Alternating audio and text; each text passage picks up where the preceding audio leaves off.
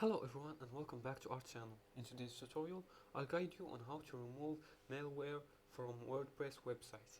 Now before we start, I have to notify you that in order to access a lot of the features in WordPress.com, we're gonna have to pay for a subscription that costs $40. Now I didn't pay for this subscription, but I'll guide you through the process verbally. These features for the premium subscription features creating the WooCommerce website and installing and upgrading plugins. Now if you want to do that, you're gonna have to pay for a subscription.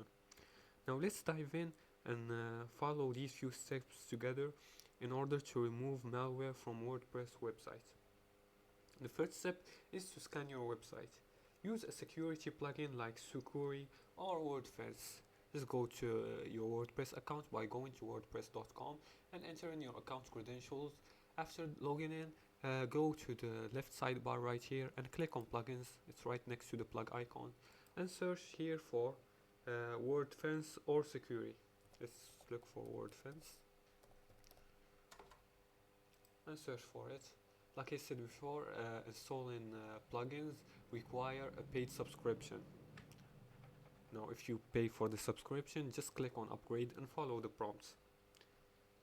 After that, scan your site using this plugin, and these tools will identify infected files. The second step is to back up your site. Before making changes, back up your entire website. This ensures you can restore it if needed. And for the third step, you can use a plugin to back up your site.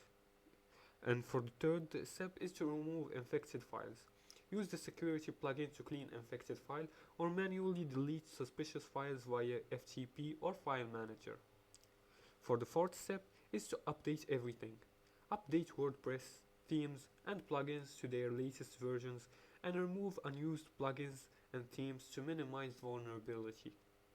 And for the fifth and final step, change credentials. Change your WordPress admin password and database credentials, and update your wp config.php file with the new database details. For additional tips, enable a firewall to prevent future attacks and regularly monitor your site for unusual activities. And that's it for today's tutorial.